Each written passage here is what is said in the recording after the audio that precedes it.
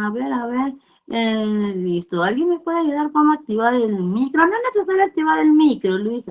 Ok, no es necesario activar el micro, para eso tenemos nuestra cajita de chat donde vamos a poder manejarnos mejor por ahí.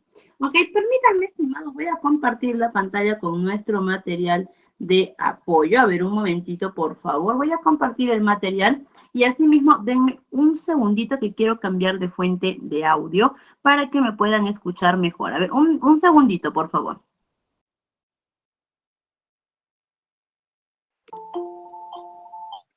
Ya está, ahora sí me van a poder escuchar mucho mejor. Y muy bien, estimados, y vamos a iniciar nuestra sesión el día de hoy. Ya hemos mencionado que nuestro curso va a ser para, para la asistencia administrativa en el sector público. Y muy bien lo mencionaba hace un momento nuestro coordinador, ¿no? Decíamos que hoy día vamos a tocar lo que son los principios fundamentales para el Perú, en el sector público para el Perú, pero en realidad en todo lo que es América, ¿no? Latinoamérica también las regulaciones normativas son muy similares, que sí, por ejemplo, cambian de nombre, sí, ¿no? Por ejemplo, acá en Perú tenemos lo que es la Ley Nacional de Trabajo, ¿ok? Y en México, por ejemplo, es la Ley Federal de Trabajo, pero al final ambas son lo mismo, solo que por ahí cambio de las normativas, pero ambas dicen lo mismo, ¿no? Entonces vamos a ver que van a resultar ser bastante similares. Y hoy día vamos a hablar un poquito sobre ay no, me estoy equivocando, creo. Este no es nuestro material. A ver, permítanme un momentito, coleguitas. Un segundito, por favor. Mm, ya, a ver. Ay, no, yo me estoy equivocando de curso. Ok, hoy día estamos iniciando lo que es la introducción a la función administrativa. ¿Ok?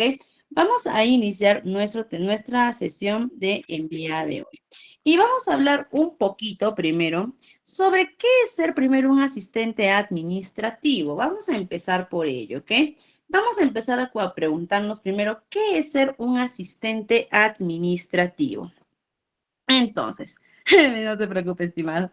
Vamos a empezar sobre qué es un asistente administrativo. Y es que nosotros vamos a encontrar un montón de conceptos, vamos a encontrar un montón de definiciones para lo que es la asistencia administrativa. Y de hecho, todos van a ser correctos. Entre más conceptos vamos a encontrar, más vamos a poder ver sobre qué es un concepto, qué es un asistente administrativo, ¿ok?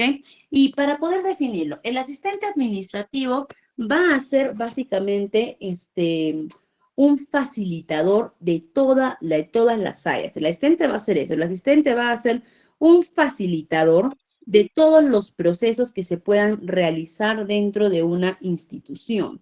El asistente está ahí para poder llevar los trabajos de mejor manera. El asistente también va a estar ahí para poder apoyar en diferentes gestiones. De hecho, el asistente, nosotros mencionamos que el asistente es como el auxilio, como el apoyo, como el brazo en el que todos nos apoyamos para poder realizar las diferentes gestiones que necesitemos. Ahora, permítanme, ahorita voy a volver a compartir la pantalla, coleguitas. Permítanme un minutito, por favor. Ahora, también, cuando hablamos de nuestro asistente, también vamos a poder dirigirnos un poco más, o vamos a poder hablar un poco más de que en todas las entidades públicas, privadas, las que sea que nosotros tengamos, en todas las entidades siempre vamos a encontrar administración. Podemos empezar a definir por ahí, ¿no? Nos podemos a pensar, pensemos actualmente qué entidad no necesita administración el día de hoy. Todas, desde de repente nuestra empresa que recién está creando nuestro emprendimiento, para poder funcionar, va a necesitar administración. ¿Ok? Podemos empezar desde ahí.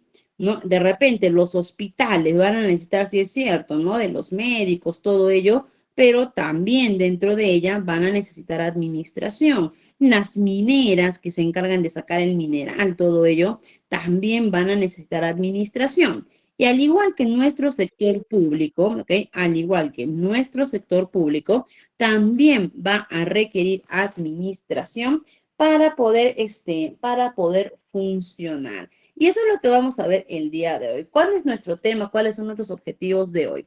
Primero, va a ser el panorama general de la gestión pública en el Perú. Vamos a ver las funciones y las principales responsabilidades de un asistente en entidades gubernamentales. Y vamos a ver el marco legal y normativo para las entidades gubernamentales. Todo ello vamos a ver el día de hoy, ¿no? Que en realidad este es un tema, nuevamente les repito, bastante introductorio, va a ser un tema que vamos a poder tratar todos, ¿ok? Y vamos a iniciar primero por definir los regímenes laborales en el Perú, que dicho sea de paso, también son muy similares en todos los países. Pero antes de entrar a los regímenes laborales, vamos a definir también un poquito sobre vamos a primero empezar también a definir un poquito sobre las diferencias que hay actualmente en el sector público y en el sector privado. ¿Ok? Y vamos a empezar primero a hablar sobre economía.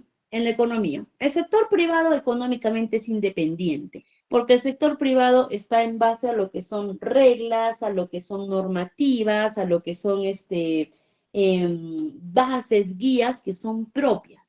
¿Y por qué el sector privado puede tener sus propias reglas, normativas, bases? Porque también su inversión es propia, porque el dinero por el que nacen estas empresas privadas es de cada uno, es del inversionista, es de los accionistas, de la junta de propietarios, por inversión, por los ahorros, el préstamo, pero es propia. Entonces también, si es que vamos por lo económico, esta independencia económica que tiene la entidad privada también les da independencia de regularización. A diferencia del sector público, que si arrancamos en economía, ¿qué pasó? Si arrancamos en economía, el sector público no es económicamente independiente, ¿ok? El sector público depende, o mejor dicho, su economía depende, podríamos decir, del Estado gubernamental, que principalmente es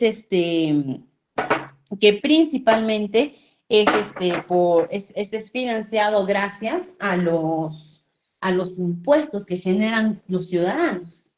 ¿Ok? Entonces, el sector público, las entidades del sector público, su principal fuente de financiamiento viene de los impuestos que generan, ¿no? Y no solo todos los ciudadanos, sino también a través de los impuestos de empresas. Para eso de repente hemos escuchado la existencia de las rentas, ¿no? Renta de primera, segunda, tercera, cuarta, quinta categoría. Esos son los principales ingresos que tiene el país. Y por ahí recuerdo que alguna vez alguien decía, pero yo no pago impuestos, o sea, yo recibo mi sueldo todos los meses y ya, yo no soy de pagar impuestos. ¿Estoy aportando al país? Sí, también estás aportando al país, pero ¿cómo estás aportando? No cada vez que vas y pides una boleta, una factura a una empresa, porque a través de tu flujo de tu dinero generas una boleta, una factura, esa boleta, esa factura hace que esa empresa pague el impuesto por ti. ¿Ok? Entonces también todos somos aportantes de esta economía y al todos ser aportantes del flujo económico que tienen las entidades públicas ya pierden esa independencia en sus regulaciones. ¿Por qué? Porque como todos somos importantes, tienen que ser también estas regulaciones más públicas, ¿no? Si empezamos por ahí. Entonces ahí vemos la principal diferencia entre ambas. Ahora, si es que nos vamos al tipo de contratación que tienen estas, también van a ser muy diferentes. Por ejemplo, en el sector privado, ¿cuáles son las principales contrataciones que tenemos? Tenemos, por ejemplo, los SNP, que significan los servicios no presenciales, que actualmente ya no se utiliza mucho ese término de SNP. Actualmente se utiliza más el término que es locadores de servicio, ¿ok? Locadores de servicio o los trabajadores no presenciales, también se les conoce, ¿no? SNP significa servicios no presenciales. ¿Ok? Pero son básicamente, en español, los trabajadores que laboran en el Estado, pero les pagan por recibo por honorarios. Ellos son los SNP. Tenemos también el personal CAS. El personal CAS, que significa contratos administrativos de servicios, CAS, son trabajadores que ingresan a través de un concurso público a laborar en las entidades privadas, ¿no? Ellos son trabajadores, tienen sus propios beneficios, pero ¿qué es lo que marca la diferencia con estos trabajadores? ¿Ok? Aquí lo que marca la diferencia es que Estos CAS por lo general tienen contrataciones a plazo fijo, es decir, que trabajan por determinados lapsos de tiempo y siempre estamos adendando y adendando y adendando documentos, ¿ok? Entonces, esa es una de las diferencias de los CAS. Y tenemos también lo que son los 276, que bueno, se les conoce como como los 276, ¿no? Pero eso es el decreto legislativo 276 que es para el servidor público contratado y nombrado. ¿Ok? ¿Quién es el servidor público contratado y nombrado? Son ya los trabajadores que nosotros vamos a poder encontrar en la entidad, que los vamos a conocer como este, como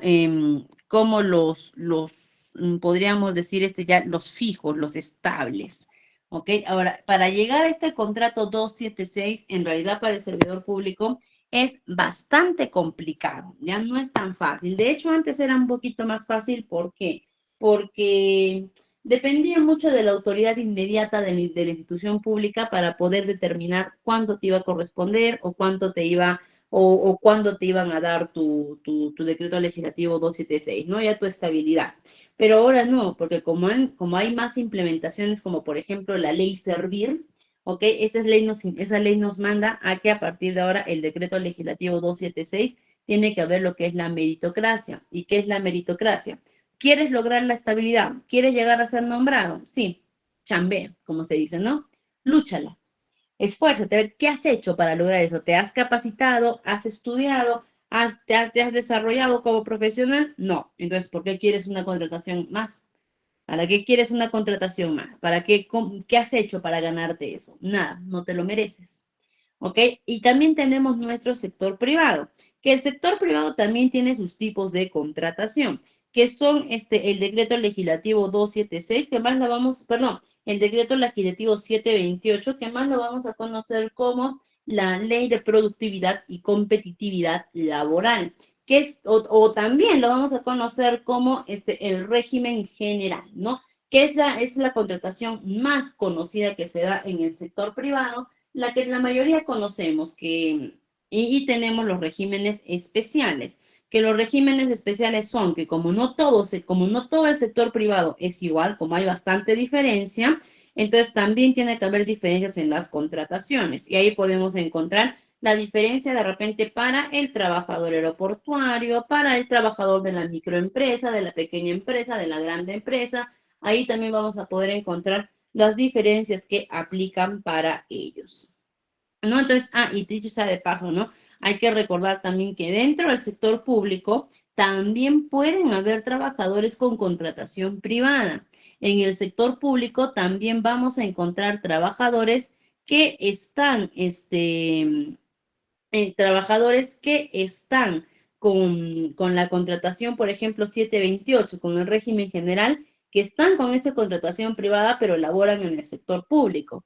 ¿Ok? Más adelante vamos a ver por qué existe ese tipo de contratación.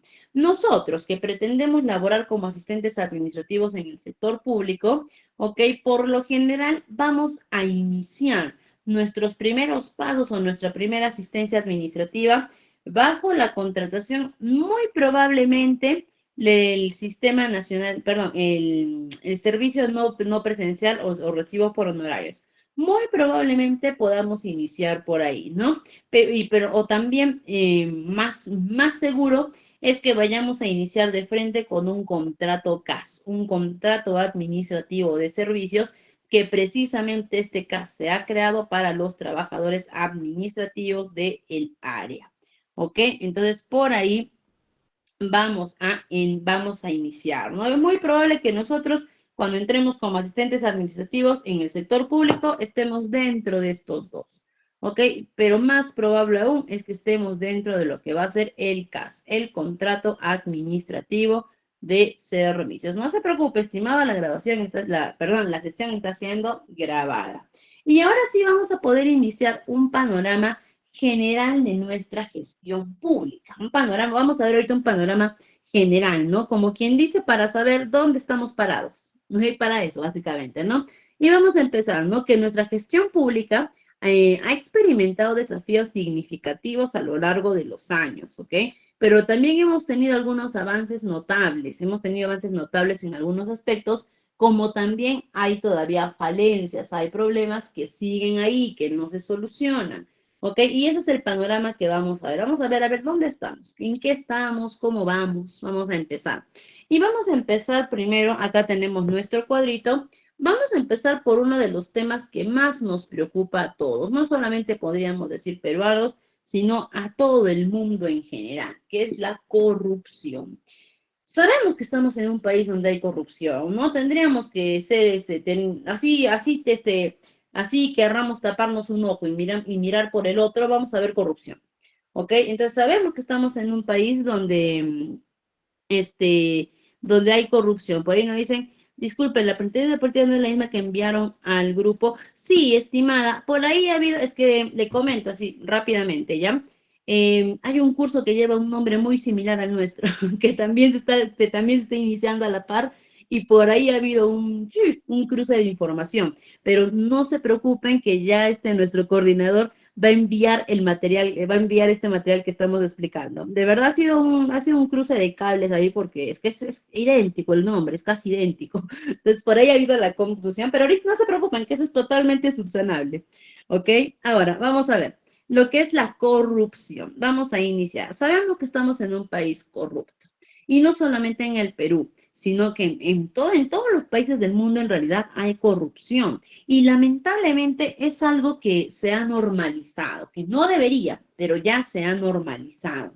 ¿Ok? Y es así, ¿no? Y lamentablemente va a seguir siendo así, porque incluso se dice, ¿no? Que la corrupción está retrasando totalmente el avance que cualquier país hubiese podido tener. Si nuestro país, de hecho, la corrupción, hace poco leí en un estudio del Harvard Business Review, que es una revista corporativa que tiene Harvard, que yo les recomiendo incluso que puedan leerlos. Los artículos están en inglés, pero si ustedes colocan la opción de traducir, se traduce al español. Sí, les digo más bien, ¿no? Que el español es un español medio masticado el que traduce Google, pero son bastante interesantes. Y justo vi que la escuela de sociología de Harvard había sacado había sacado un artículo en el año 2019, más o menos, miren, antes de la pandemia, en el que ellos mencionaban que el principal cáncer que tiene actualmente todo Latinoamérica, es decir, hablando de Latinoamérica, era la corrupción. Y hablaban mucho sobre las denominaciones que se han dado de primer mundo, segundo mundo, y por qué nosotros somos considerados los tercermundistas, ni siquiera segundomundistas, sino los tercermundistas, ¿no? Y nos decían, ¿por qué? Decía, porque la corrupción está consumiendo cada vez más, lo primero que nada, las oportunidades que tiene un país para poder desarrollarse económicamente. América es un país Latinoamérica, ¿no? Es un país de grandes recursos, pero que por la corrupción a muchos gobernantes les resulta más fácil vender los recursos, ¿ok? Vender los recursos a precios infravalorados, ¿ok? A precios infravalorados que poder explotarlos ellos mismos. ¿No? ¿Y cuál es el riesgo que estábamos corriendo acá, ¿no? Primero, que la corrupción está yendo por encima de los intereses que puede tener todo un continente, ¿no? Y segundo, que los recursos no renovables específicamente, que son los que Latinoamérica exporta al mundo, son eso, son no renovables y que en algún momento se van a acabar. ¿No? ¿Y qué es lo que le sigue a tercermundismo? No lo sabemos, pero pronto algún día, si dice que si Latinoamérica sigue por el camino que está, sigue anteponiendo la corrupción por demás intereses, lo vamos a descubrir. Vamos a descubrir qué le sigue al tercermundismo, ¿no? Entonces, incluso se dice de que si nosotros pudiésemos eliminar la corrupción en todos los países de Latinoamérica, rápidamente tendríamos un desarrollo económico en los últimos 10 años, un mayor desarrollo económico que hemos tenido en los últimos 2 siglos. ¿Ok? Entonces, la corrupción no es solamente un problema de mentiras, de engaños, sino también es un problema que ya está afectando no solo a nuestra economía y también a nuestros recursos naturales. Entonces, y actualmente en el Perú hemos tenido bastante corrupción. De hecho, actualmente Estamos en una crisis política que ha retenido bastante el avance que ha podido tener el Perú en otras circunstancias. Y no hay que ser ciegos tampoco para no ver que estamos en una crisis política. Simplemente desde que creo que desde que estaba el presidente Kuczynski, hemos tenido como presidentes al señor Kuczynski, al señor Vizcarra, al señor Merino, al señor Sagasti, al señor Pedro Castillo y a la señora Dina Boluarte en un tiempo récord, ¿no? 6 presidentes en un tiempo récord, es insulso. ¿Ok? Entonces la corrupción definitivamente vemos que trae cola, ¿no? La economía, si es que nos enfocamos ahora en la economía de nuestro país. Hemos tenido un desarrollo económico bastante estable. De hecho, no en vano, en el 2023 se ha determinado que la moneda peruana es la moneda más estable de Latinoamérica. Eso es bastante bueno, ¿ok? Y el resultado se ve. La estabilidad económica que hemos logrado se puede notar, ¿no? ¿Por qué? Porque a pesar de que actualmente, a la fecha, ¿ok? Desde septiembre del año pasado, ya se ha declarado abiertamente que estamos en recesión económica. ¿Okay? Estamos ahorita en recesión económica, pero a pesar de esta recesión, gracias a la estabilidad económica que el Perú ha ido consiguiendo en los últimos años, no hemos sentido un golpe tan duro, que sí nos ha chocado al bolsillo, sí, pero no nos ha golpeado como probablemente hubiese podido golpear si es que no hubiésemos, si es que no hubiésemos estado, de repente con la estabilidad que hemos logrado, ¿no? Que hemos podido estar mucho más estables, claro que sí, pero el punto anterior que hemos mencionado no ha permitido que podamos llegar a eso. La descentralización, ¿ok? Ese también es un problema que se genera dentro del Perú, la descentralización. ¿Ok? Y es uno de los problemas que más ha afectado al desarrollo económico de nuestro país, no actual, sino anterior. Si no, yo los invito a ver, estimados, a que nos pongamos a pensar, ¿ok? Y quiero que me respondan por el chat. ¿Cuál es la ciudad más desarrollada del Perú? A ver, vamos, respóndanme por el chat. Es muy sencilla la respuesta, no hay que pensarlo mucho. ¿Cuál es la ciudad más desarrollada que tenemos actualmente en el Perú? Ok, vamos por ahí, ya me respondieron. A ver, muy bien, no es difícil pensarlo, no hay que ponernos a analizar, no hay que ponernos a sacar cuentas, números, nada, al toque todos, ¿no? Lima, Lima, Lima, ¿no? Incluso se dice que después de Lima, la segunda ciudad más desarrollada es Arequipa, Trujillo y Cusco, ¿ok? En este orden, básicamente podríamos decir, ¿no? Lima, Arequipa, Trujillo y Cusco, ¿ok? Ese es el top. Ese es el top de ciudades desarrolladas, ¿ok? Los que de repente tienen la oportunidad de conocer Arequipa, que está en el top 2, ¿no? También en la cantidad de habitantes. ¿Ok? Arequipa es una ciudad grande, ¿ok? Arequipa es una ciudad grande, es una ciudad bastante moderna, es una ciudad muy bonita, pero si la comparamos con Lima, Arequipa es una zapatilla chiquita, ¿ok? Lima es todo el zapatero, Arequipa es una zapatilla chiquita. Y ojo, porque si comparamos Arequipa con otras ciudades, Arequipa es grande, a diferencia de otras ciudades. Pero Arequipa comparado con Lima es una diferencia abismal. Y estamos hablando de que Arequipa es la segunda ciudad más desarrollada. Igual, si comparamos con Trujillo, con Cusco, es una diferencia abismal, abismal la que hay. ¿Ok? Y ahí nos ponemos a pensar, ¿por qué hay esta diferencia tan grande, no? ¿Por qué Lima ha crecido tanto y las demás ciudades no?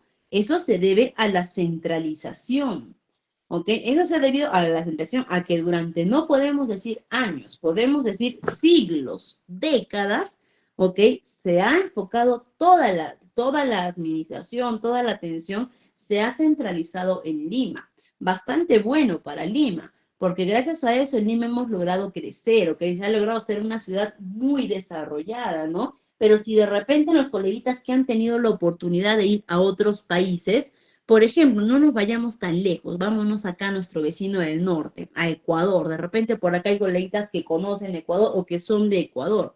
Si ustedes se van, por ejemplo, vamos a tomar 2 ciudades, ¿ok? Quito y Guayaquil. Si ustedes se van a Guayaquil, la capital es Quito, ¿ok? Y Quito súper moderna, súper grande, como debe ser una capital. Pero si ustedes se van a Guayaquil, Es una ciudad igual de grande, igual de moderna, es una ciudad que es grandísima, ¿ok? Que ha tenido un gran desarrollo económico. Y eso también, ¿y por qué vemos? Y entre Quito y Guayaquil, no es que la diferencia sea abismal. Ambas ciudades son grandes, ambas ciudades son bastante grandes, ¿no? Entonces, no se ve esa diferencia abismal que actualmente vemos acá entre Lima y Trujillo, Arequipa, Cusco. No se ve esa diferencia tan grande, tan abismal. Y es porque durante muchos años el enfoque administrativo, el enfoque gubernamental, el enfoque de gobierno se ha centralizado en Lima. Nuevamente repito, bien para Lima porque eso ha permitido que crezca, pero las demás ciudades, ¿qué pasó? Ahí viene la retención. Se han retenido mucho, ¿no? Y gracias a que en las últimas décadas se ha descentralizado el Estado, es que las demás ciudades recién han empezado a crecer. Estamos hablando de los últimos 20 años. Las demás ciudades recién han empezado a crecer, ¿no? Y seguimos hablando de ciudades grandes, ¿no? Vámonos de repente, no hay que irnos tan lejos de nuestro propio país, vámonos a Loreto, ¿ok? Vámonos a Loreto, a su capital, Iquitos.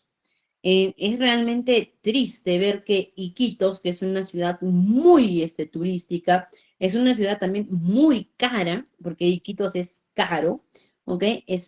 Recién en el año 2023 hayan tenido su primer mall.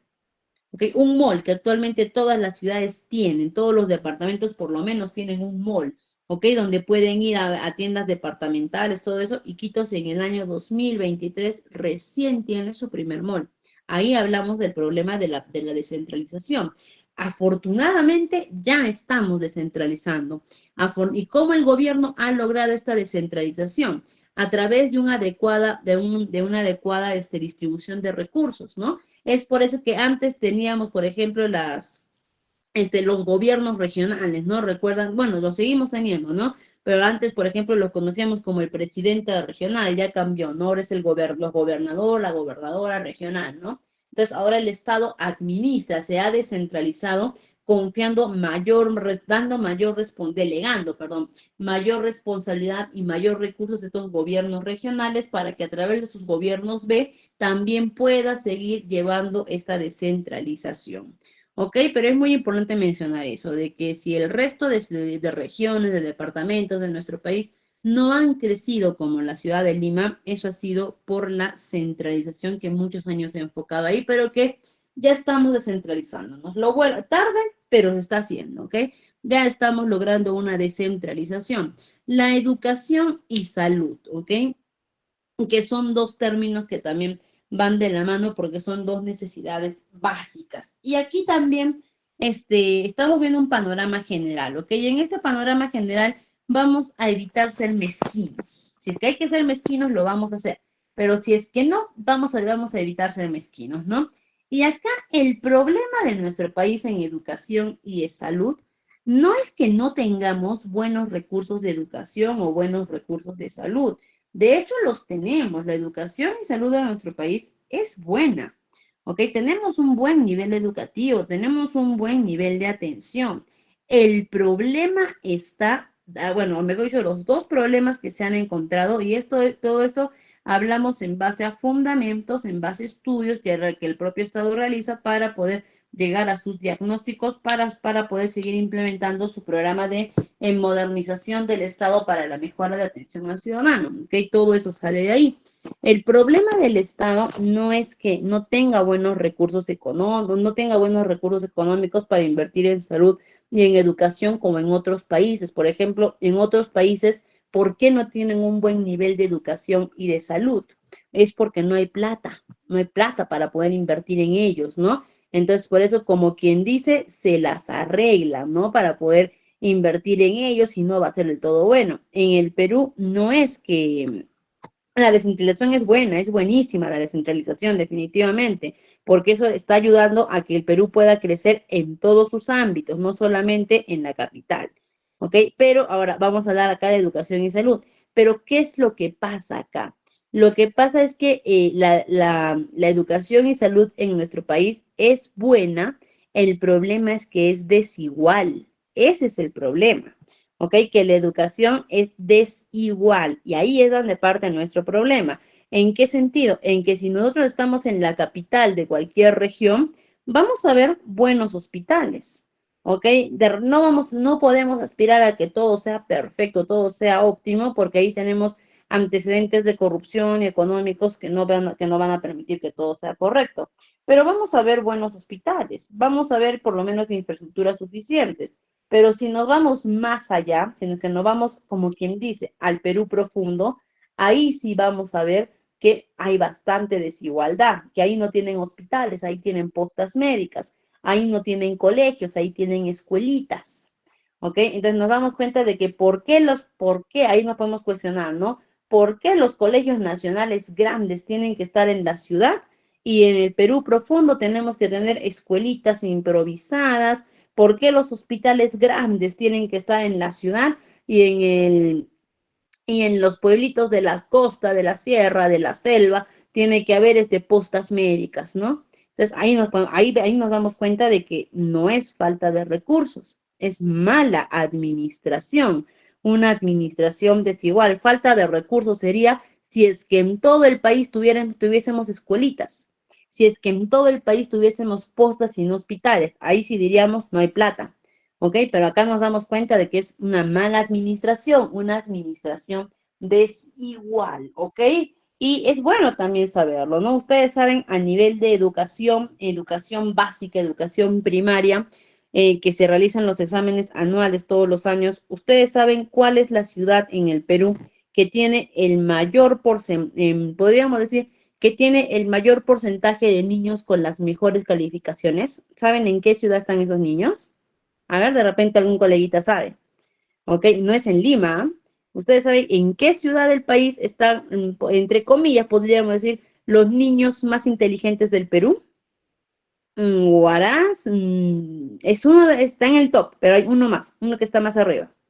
No, tampoco es Arequipa, pero queda cerca Arequipa. Queda cerca Arequipa, pero no es Arequipa. A ver, Junín tampoco. Está cerca Arequipa, vamos por el sur. Huancayo en Moquegua. En Moquegua, están en Moquegua ya por 3 años consecutivos. Los exámenes, esta evaluación es una evaluación que se toma a todos los niños de segundo grado de primaria, ¿ya? Y por 3 años consecutivos los niños con las mejores calificaciones a nivel nacional han estado en Moquegua, están en Moquegua. ¿Ok? Entonces y ahí podemos decir, ¿no? Pero la educación, la mejor educación es la que se debería brindar en los colegios grandes, en todo ello, ¿no? Y Moquegua no es una ciudad que se destaque por ser grande, moderno, ¿no? Todo eso. Pero ahí está el destaque de Moquegua. Entonces, entonces, en nuestro país no estamos mal en educación. Hay que ser bien claros con eso. En educación no estamos mal, ¿ok? Pero sí estamos muy desigual. Hay mucha desigualdad en la distribución de los recursos de educación, al igual que en la distribución de los recursos de salud. ¿Ok? Tampoco nuestro, se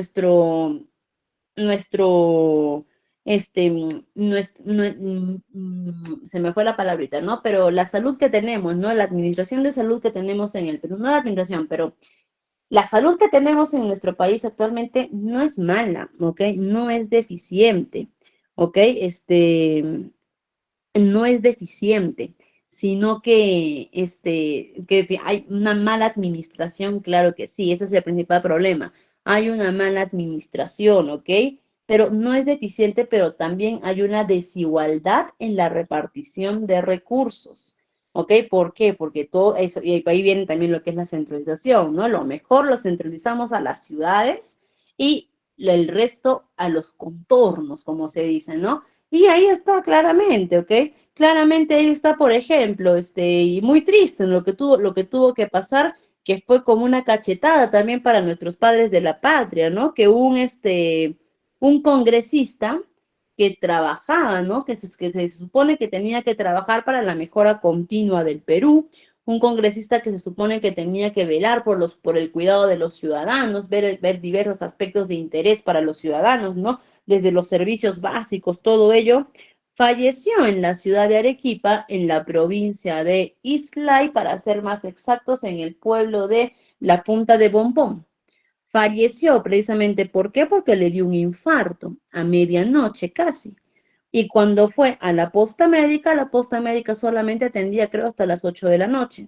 Y cuando quiso ir al hospital para que pueda ser atendido, el hospital quedaba lejos. Y eso ocasionó lamentablemente su muerte. ¿No? Entonces, y esta es la realidad que viven muchos peruanos, muchos peruanos. Esto se hizo público, se hizo popular porque le pasó a un congresista, pero le pudo pasar esa noche a cualquier ciudadano de ese pueblo de la Punta de Bombón.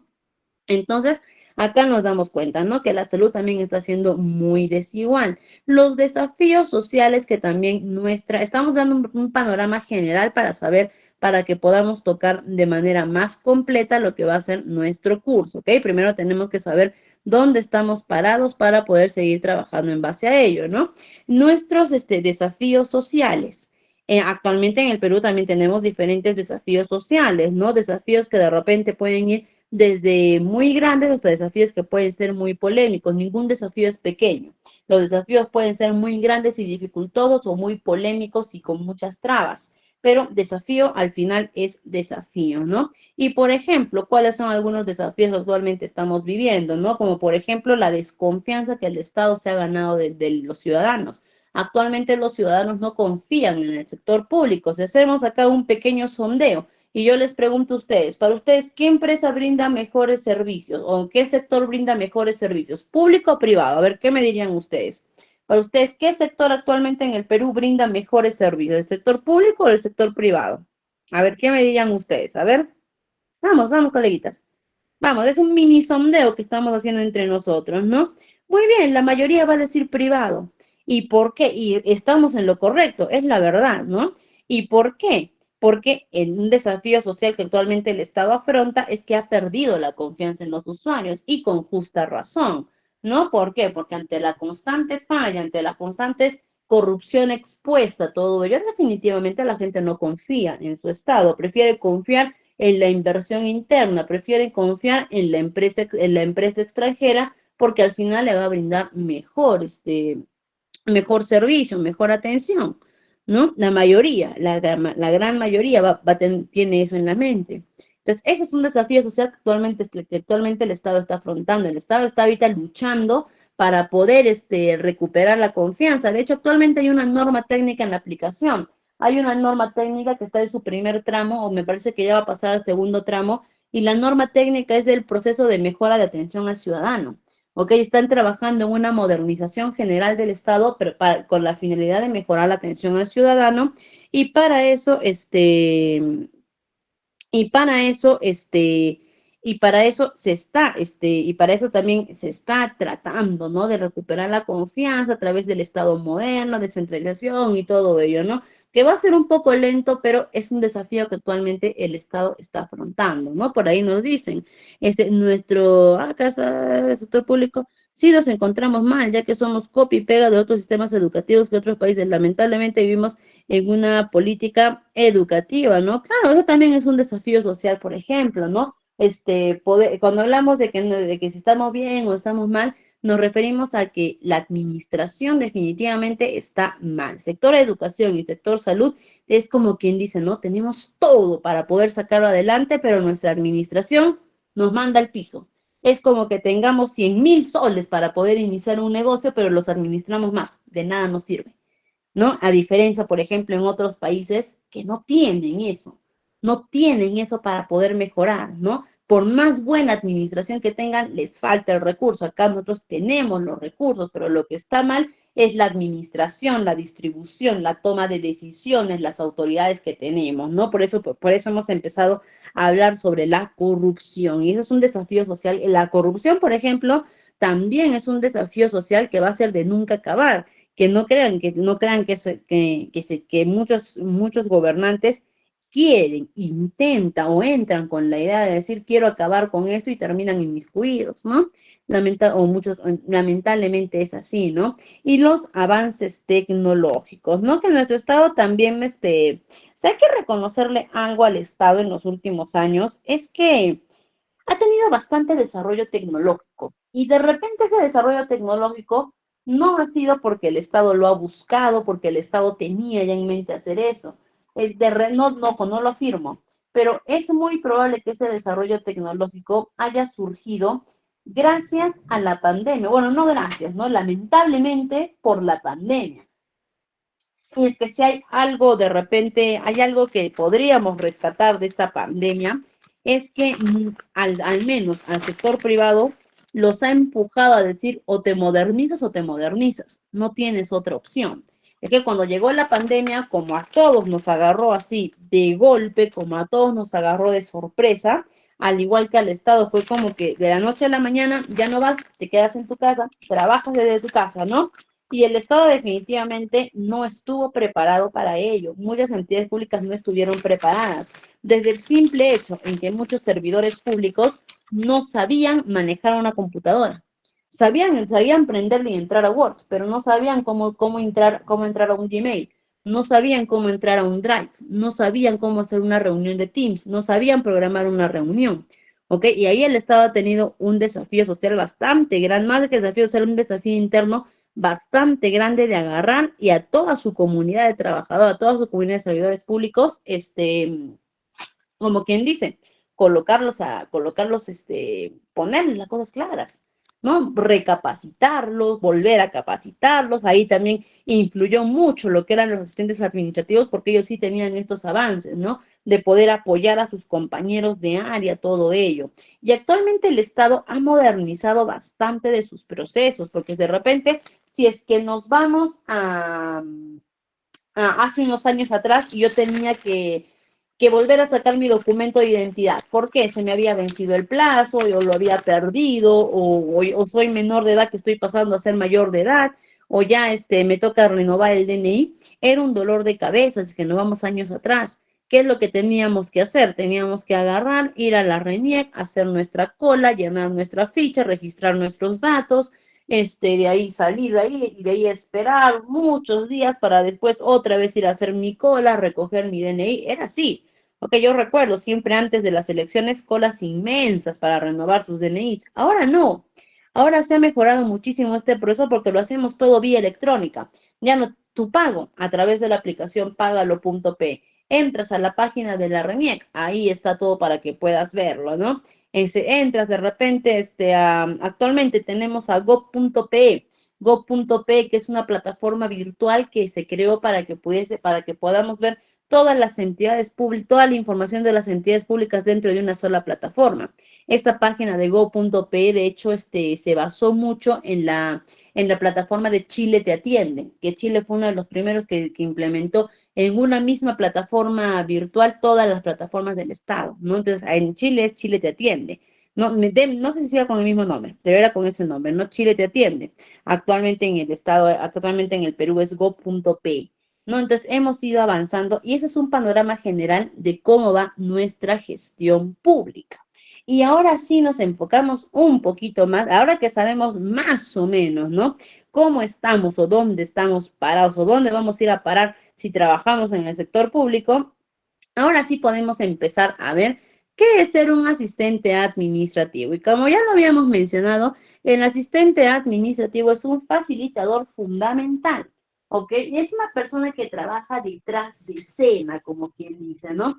El asistente administrativo es una persona que va a estar detrás de escena apoyando en todos los procesos para que el área pueda lograr sus objetivos. ¿Ok? Y el asistente va a tener, al menos en el sector público, diferentes funciones que van a ser vitales para el desarrollo de su área, ¿no? Y vamos a empezar primero por el apoyo a equipos y gerencias. Va a tener que apoyar equipos de trabajo, a gerencias, manejo de documentación, que es algo que padece totalmente el sector público, que es la documentación. De hecho, actualmente cuando mencionamos gestión pública, a muchos se nos puede venir a la cabeza la palabra burocracia, de repente, ¿no? A muchos se les viene automáticamente, gestión pública, burocracia, ¿no? Lentitud, hacer trámites, todo ello. Eso es, por ejemplo, gestión documentaria y el asistente tiene que apoyar en esta gestión precisamente para minimizar los estragos de esta burocracia que pueda generar. Gestión en la oficina, porque el asistente, hay que tener bien claro que el asistente es una persona de trabajo de oficina, trabajo interior dentro de la entidad. Organización y coordinación, definitivamente el asistente del sector público no va a ser independiente, no va a ser él solo como ningún servidor público lo es. Ningún servidor público es independiente, ningún servidor público es el mismo. En el sector privado sí, por ejemplo. En el sector privado yo soy dueño de mi empresa, yo decido, yo mando. Es mi empresa, ¿ok? Entonces yo soy independiente de mis decisiones. En el sector público no. En el sector público el asistente depende de su jefe, el jefe depende de la autoridad depende del Estado depende del presidente del presidente depende de sus ministros, los ministros del Congreso, el Congreso de todos. O sea, ¿se dan cuenta? Hay entre todos tenemos que trabajar, entre todos podemos coordinar, ¿no? Entonces, acá vemos, entonces es igual, el asistente no es independiente y al no ser independiente tiene que trabajar en constante organización y desarrollo y el uso de herramientas tecnológicas. El asistente es una, por lo general, para los puestos de asistentes administrativos públicos o privados, nos gusta contratar gente joven, ¿ok? Ojo, esto no digo que sí o sí tenga que ser, pero ¿por qué por mucho tiempo existió ese gusto de contratar gente joven, que actualmente ya no lo es? Porque supuestamente el joven es el que más domina herramientas tecnológicas. Supuestamente el joven es el que ya nació con la computadora en mano, entonces es como que él es el que más rápido soluciona, él es el que trae la innovación, el que trae la moda tecnológica, ¿no? Y cosa que muchas veces es cierta, pero actualmente ya no necesariamente solo es exclusivo del joven. Hay muchas personas que han decidido especializarse, muchas personas que a la par que llega el avance tecnológico, ellos también avanzan con ellos y se especializan, se empapan de ello, ¿no? Entonces, hay muchas personas que también tienen ese conocimiento, ¿no? Pero definitivamente que el asistente va a necesitar tener conocimiento de herramientas tecnológicas, eso ya de ley. Eso de ley porque el asistente dentro del área va a ser de todo. Y es así, hay que ser bastante fríos, hay que ser bastante racionales. El asistente nos va a ayudar desde sacar las copias hasta solucionar el problema más complicado que tenga la oficina. El asistente va a ser así, el asistente es un multiusos. Entonces, para eso también el asistente tiene que tener dominio de herramientas tecnológicas. Y dentro de la gestión pública, este va a implicar que desempeñe un, un papel fundamental, ¿no? En la eficiencia operativa. Y eso va a venir desde, me parece que por acá también lo teníamos, a ver, sí, eso va a involucrar desde la gestión documental, ¿no? El asistente va a tener que ser experto en manejar documentación, ¿no? Y vamos a ver también más adelante, ay, ¿qué es lo que estoy haciendo? Vamos a ver también más adelante ¿qué es manejar documentación? ¿No? Vamos a ver, no simplemente es agarrar, ordenar los papeles y listo. Eso se llama trámite documentario. Hay una ley que, si no me equivoco, creo que es la ley 27444. A ver si de repente algún coleguita la puede por ahí, la puede por ahí googlear de repente para acelerarnos el proceso. 27444, que me parece que es la ley de procedimiento administrativo general. Lo que es la ley se llama así. Ley de Procedimientos Administrativos Generales, pero no recuerdo si es el número de ley. Me parece que sí, es la 27744. ¿Ok? Y esta ley de procedimientos administrativos es la que es la que nos indica las pautas en si ingresa un documento, cuál es el tratamiento, cómo es el tratamiento, qué se tiene que hacer. Y el asistente tiene que conocer esa ley para poder llevar adecuadamente su manejo de gestión documentaria. ¿Cuál es la ley? A ver si me apoya, por favor, en verificar si es verdaderamente esa. Es que es un montón de leyes, pero me parece que es la 27440. Si no es la 27444, es la 27744. Más me voy por esta, 27444, pero si no es esa, es la 27744. Pero más me voy porque es la 27444. Mi apuesta va por ahí. ¿Ok? Ya está. Listo, si me confirman. Es la 27444, que esta ley de procedimientos administrativos es la que me dice, cuando nosotros vamos, por ejemplo, a la entidad pública y dejamos nuestra solicitud por mesa de partes, no es porque la entidad dice, no es porque la entidad lo determinó, no es porque la municipalidad dijo, te quiero hacer más complicado tu trabajo, así que vas y lo dejas por mesa de partes. No, esta ley me dice que tiene que existir el área de mesa de partes para que puedan recepcionar tu documento. Ok, de hecho, esta ley es la responsable de todos los trámites que se hacen dentro del Estado y las formas de trámite. Por lo tanto, la gestión documental del Estado va de la mano con esta ley, que también la vamos a ver más adelante. Vamos a ir tocando esta ley más adelante, pero va de la mano con ello y el asistente tiene que conocerla. Las comunicaciones, saber que el asistente también tiene que tener, muy aparte del dominio completo de habilidades comunicativas, también tiene que conocer cuáles son los medios de comunicación que se manejan dentro de una organización privada. Antes podíamos hablar que era la verbal y la escrita, ¿no? La escrita, la verbal de boca a boca y la escrita a través de la generación de documentos, oficios, memorándum, solicitudes, cartas, informes, todo ello. Actualmente no, actualmente ya también en la institución pública se ha ampliado a lo que son los correos electrónicos y las plataformas de software. No, es decir, actualmente ya las instituciones públicas ya tienen y todas en general, tienen la generación de correos electrónicos. Si yo trabajo en salud, tengo mi correo, ¿no? Arroba es salud, Vania, arroba es salud, ¿no? Si trabajo en una universidad, Vania, arroba, universidad, tal, ¿no? Entonces ya actualmente, ¿y para qué se creó el correo institucional? Para que la comunicación también sea a través de estos correos. ¿Ok? Incluso la derivación de documentos, todo ello. Ahora también tenemos software de trámites documentarios, que también va de la mano con la gestión documental y con las comunicaciones. El apoyo en la gestión, que el asistente hemos dicho que es un multiusos, es el multiusos más maravilloso que existe dentro de las áreas administrativas, porque el asistente tiene que tener la disponibilidad desde apoyar en las tareas más sencillas hasta tener las habilidades necesarias para poder apoyar en las tareas más complejas que puedan surgir dentro de nuestra área. La gestión de información, que esto va de la mano con lo que es la confidencialidad, ¿ok? Con lo que es la transparencia y confidencialidad. Transparencia en el sentido que el asistente en la gestión de información que se maneja dentro de la entidad pública no puede alterar, no puede cambiar, no puede quitar, no puede aumentar nada a la información interna que se maneja, salvo que sea su función. Pero de ahí no puede hacerlo porque eso no solamente es una falta a sus funciones, también es una falta a la ética pública, que también hay una ley hay una ley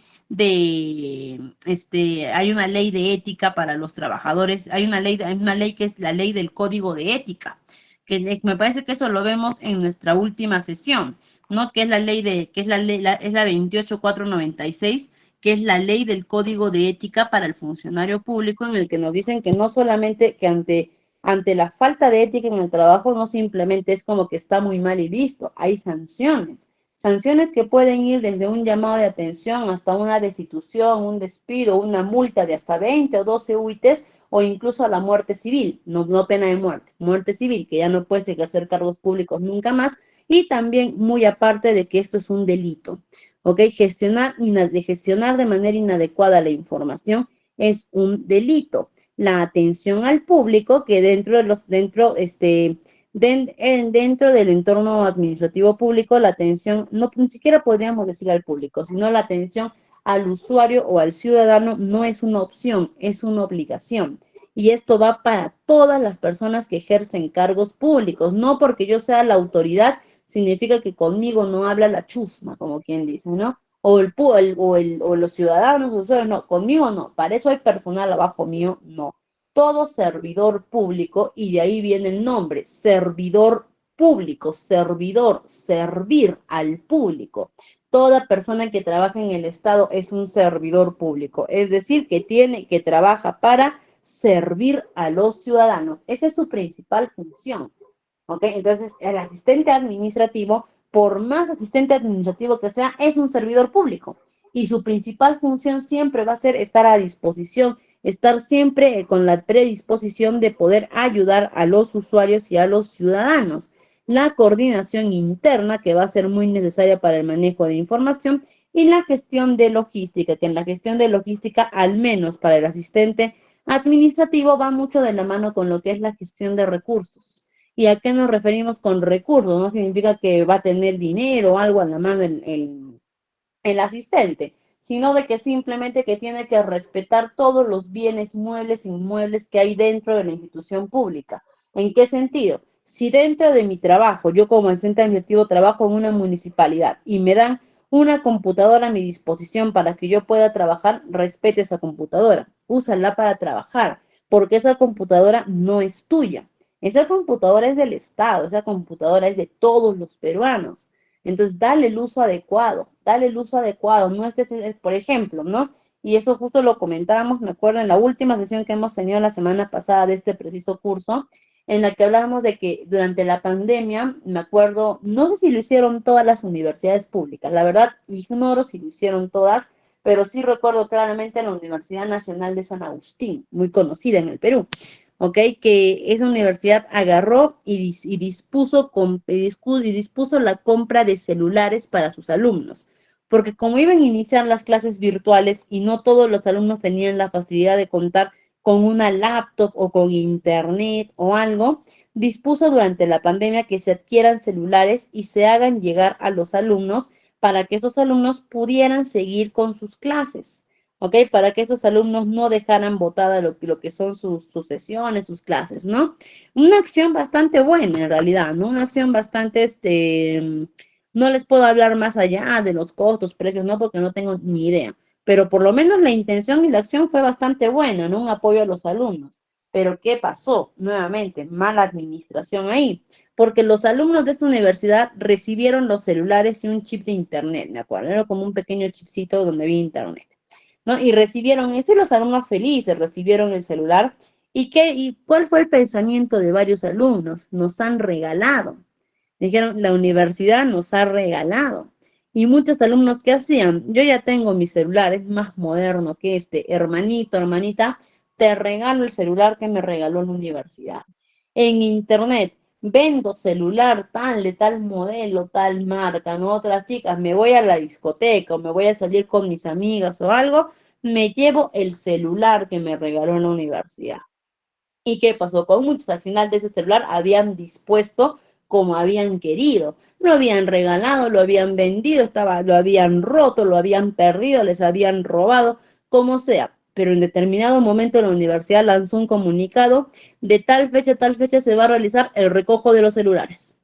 ¿Por qué? Porque los celulares no eran de ellos, los celulares eran del Estado, era un recurso que ellos tenían que usar para sus clases virtuales.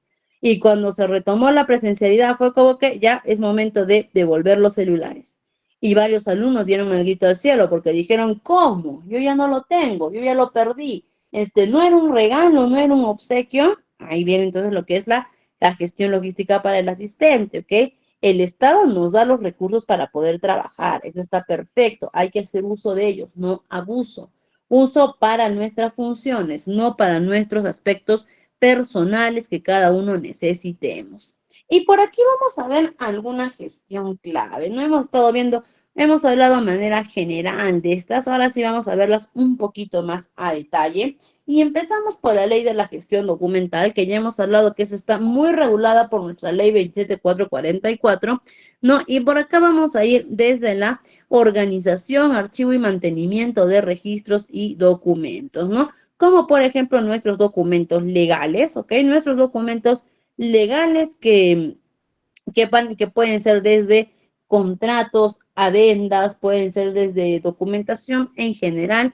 ¿Cuáles son los principales documentos administrativos que se manejan dentro de una institución pública? Son, por ejemplo, los memorándum, son, por ejemplo, acá los memorándums, los oficios, las cartas, las solicitudes, presupuestos y documentos financieros que se manejan, porque aunque sea una institución pública, también tiene un área financiera, ya que ahí no manejamos en base a ganancias, sino en base a presupuestos, a inversiones, ¿no? Entonces también tenemos que ver eso. Documentos de licitaciones y contrataciones, pero no licitación y contratación para personal, sino para otras empresas. Recuerden que el Estado muchas veces terciariza trabajos, supongamos la construcción de un puente. No es que el Estado agarra y manda a sus propios trabajadores a que construyan el puente, sino que contrata a empresas privadas para que puedan construir el puente, que muchas veces les resulta mucho más eficiente, económico y eficaz trabajarlo de ese modo, ¿no? También vemos por ahí documentos de recursos humanos que manejamos en recursos humanos por lo general. Trabajamos lo que son legajos de personal, memorándum de llamado de atenciones, documentación de bienestar social, todo ello, ¿no? Y documentos de comunicación externa, ¿no? Documentación que va hacia afuera de nuestra entidad. Cuando hablamos de repente por acá de gestión de la información, podemos también hablar desde herramientas informáticas que utilizamos para administrar bases de datos y poder también manejar de manera interna la confidencialidad de estas. Y aquí, básico, por ejemplo, que mi asistente de recursos humanos me domine lo que es la suite de Microsoft Office. ¿Cuál es la suite de Microsoft Office? A ver, ¿me pueden mencionar cuáles son los programas cuáles son cuáles son los programas que incluye la suite de Microsoft Office? Los principales. Son tres principales, tres que sí o sí tenemos que dominar. Tres en los que se mide la ofimática. Muy bien, por allá. Muy bien, muy bien. Eso. Excel, Word y PowerPoint. Eso es la ofimática. Entonces es básico que el asistente domine esos tres, ¿no? Por lo menos Word y PowerPoint a nivel experto. Excel se puede aceptar un básico, un intermedio, porque Excel es bien tranca. Y miren, Excel para hacer una, una, una, una plataforma ya bastante antigüita sigue vigente, ¿ah? Sigue vigente. Estamos hablando que Excel existe desde hace como 30, 40 años y sigue bien vigente, al igual que Word. Pero básico que tengamos que dominar eso, sí o sí. Sistemas de bases de gestión que se pueden implementar, plataformas de gestión de proyectos, software de contabilidad, sistemas de gestión con relación a los ciudadanos, más conocidos como los CRM, y demás software que también vamos a ir viendo más adelante para poder dominar esta gestión. ¿Ok? También vamos a ver lo que son las plataformas de atención al público. Por ejemplo, acá tenemos algo muy importante que es el canal de atención al ciudadano. Nos dice que toda entidad pública de manera obligatoria tiene que contar con una oficina de una oficina de atención u orientación al ciudadano. Obligatorio, ¿ah? Eso sí, obligatorio. ¿Ya? Si nosotros vamos a cualquier entidad pública de repente supongamos que fui una entidad pública y no me solucionan un problema, tengo una duda, quiero que alguien me dé orientación, quiero que alguien me dé guía, me trató mal un servidor público, yo tengo que ir a esta área de atención al ciudadano, esta oficina de atención al ciudadano, que todas cuentan con ello, para poder ahí buscar la solución a mi problema. No, también cuando hablamos de atención a los ciudadanos, siempre estar dispuestos a dar orientación, información, atención personalizada, gestión de quejas y reclamos, ¿no? Y también siempre acceso a la información. Cuando hablamos de la coordinación interna, hablamos de colaborar con diferentes departamentos o áreas dentro de cada entidad, ¿no? ¿Y cuáles son los principales departamentos que hay en una entidad pública? Ojo, estos no son todos, pero son los que sí o sí va a contar una institución pública. Recuerden que las instituciones públicas no son iguales, todas son diferentes y dependiendo de la necesidad de cada institución es que se van a implementar más oficinas, más departamentos, ¿no? Pero, por ejemplo, vamos a ver acá cuáles son las oficinas principales que tiene una entidad pública, ¿no? Ojo, vamos a mencionarlas sin ningún orden de mérito, no significa que una es más importante que la otra, ¿ok? Simplemente estamos mencionando en un orden aleatorio. Y vamos a empezar por el que particularmente es mi favorito, que es el Departamento de Recursos Humanos. Como nuestro coordinador dio la presentación, yo soy especialista en recursos humanos, ¿ok?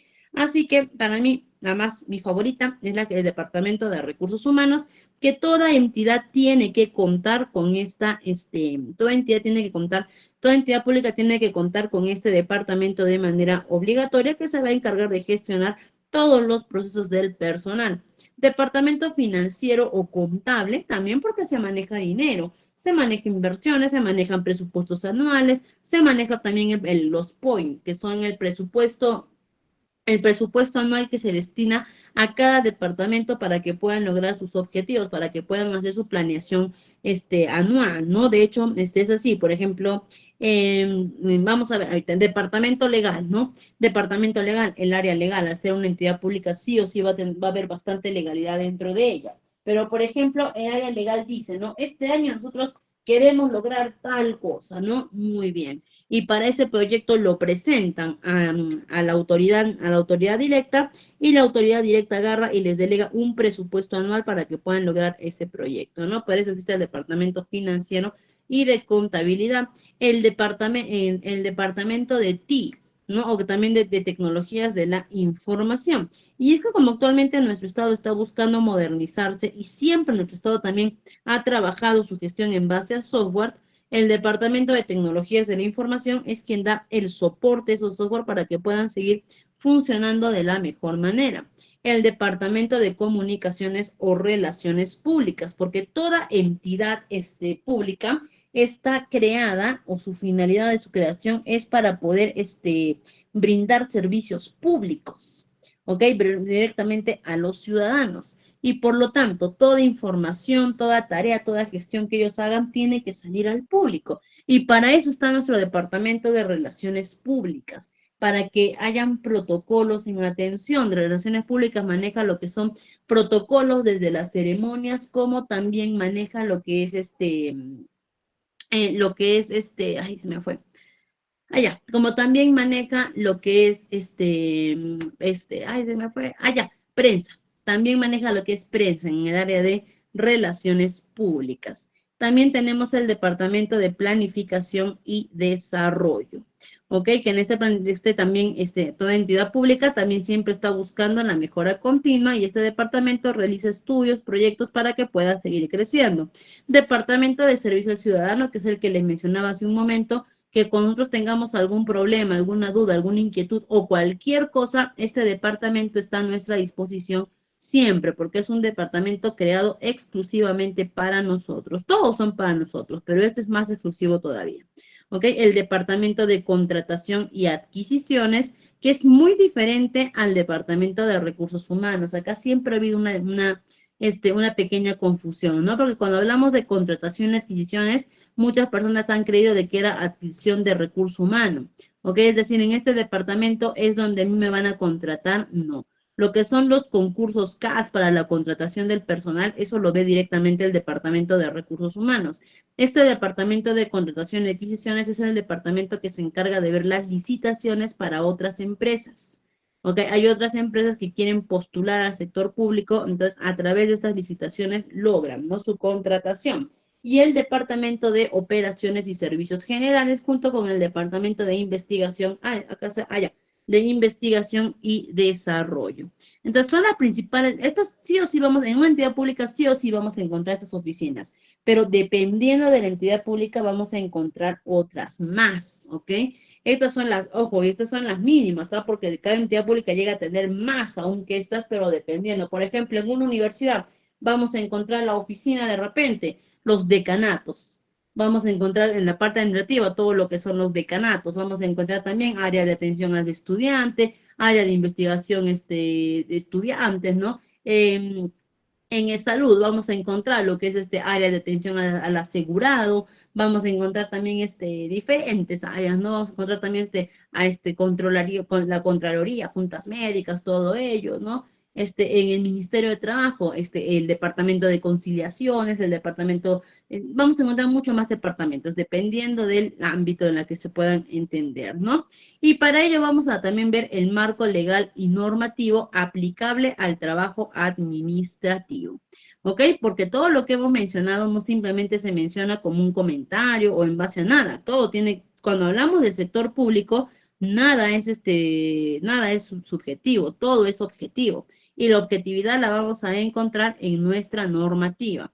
Y acá tenemos, ¿no? Por ejemplo, el marco legal y normativo que ampara toda la gestión pública. Arrancamos desde la madre de todos ellos, ¿no? Si es que hablamos de leyes, acá tenemos la mamá de las leyes, la que contiene todo, la que nos manda, la que nos rige y a la que nosotros también como ciudadanos peruanos y extranjeros que podamos ser, no tenemos que estar, sí o sí no sometidos, pero sí o sí tenemos que estar sometidos, suena feo.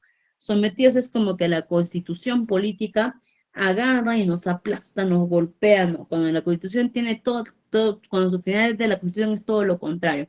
La constitución quiere protegerte, quiere guiarte, quiere encaminarte, ¿no? Y es la constitución política, que es el documento principal que establece la organización del Estado, ¿ok? Y sus principios fundamentales. Después también tenemos lo que es la Ley de Procedimiento Administrativo General, justo que ya le hemos mencionado bastante el día de hoy, la 27444, que regula todos nuestros procedimientos administrativos, todo, desde cómo se entrega el papelito, desde dónde, por dónde camina este papelito dentro de nuestra gestión, desde cómo funciona. Esto es por la ley, por la ley 27444. La ley 30057, que es nuestra ley del servicio civil, que también la conocemos como la ley Sarver, ¿ok? Que esta ley nos dice que establece los principios, derechos y obligaciones de los servidores públicos, ¿ok? Porque el servidor público no es que por ya ser trabajador de la entidad pública puede hacer lo que le plazca, puede hacer lo que quiera, no.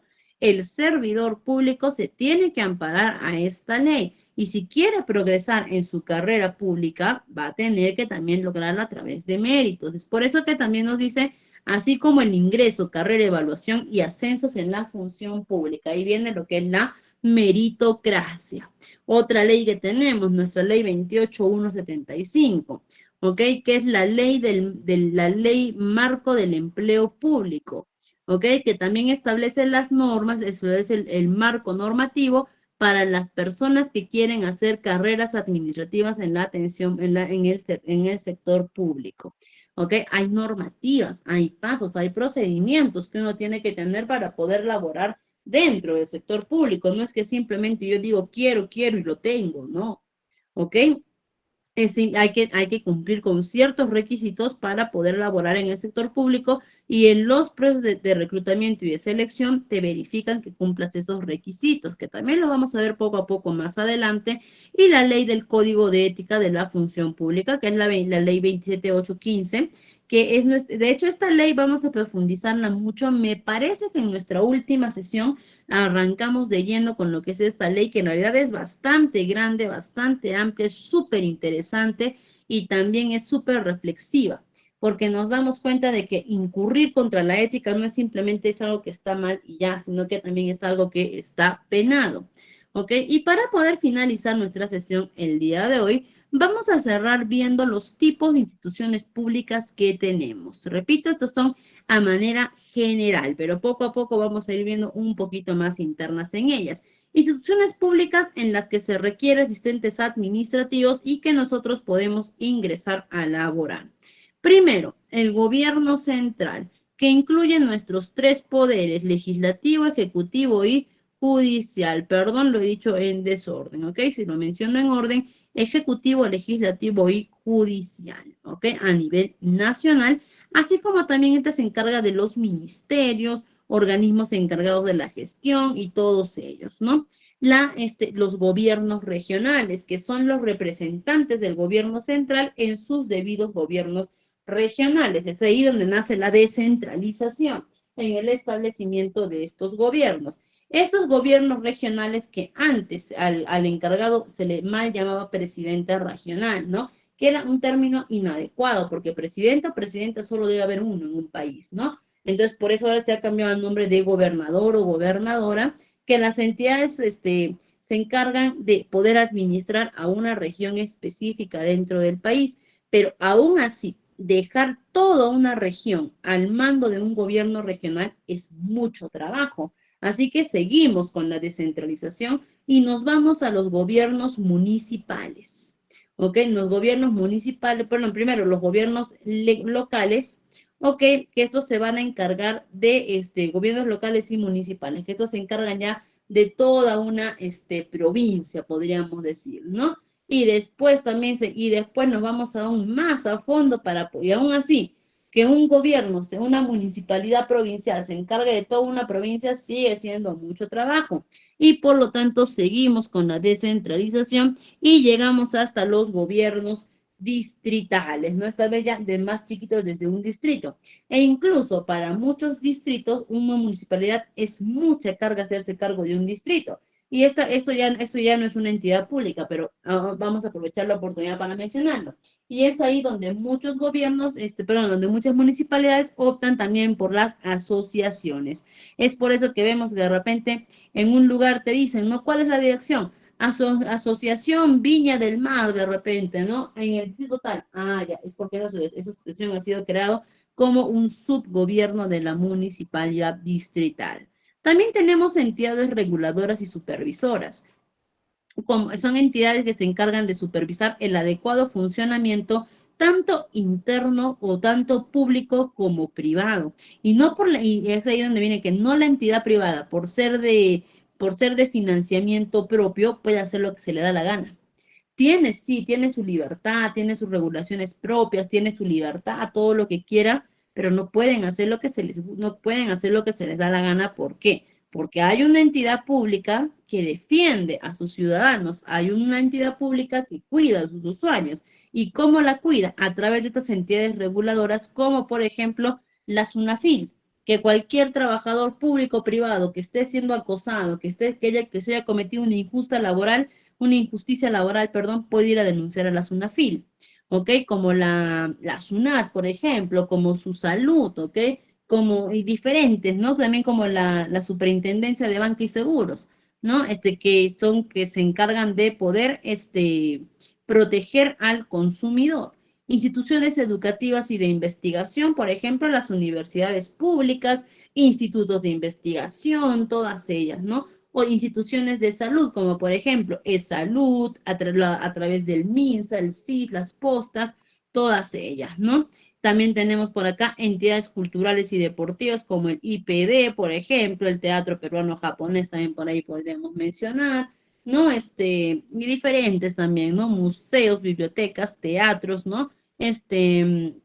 Ahí también tenemos nuestros estadios, ¿no? El Estadio Nacional, diferentes estadios, el Estadio Virgen de Chapi también, diferentes estadios que también se encargan de incentivar actividades deportivas. Nuestras Fuerzas Armadas, la policía, la marina, el ejército, ¿no? La Fuerza Aérea, todos ellos, que si hay algo en lo que se destaca precisamente es poder brindar protección civil.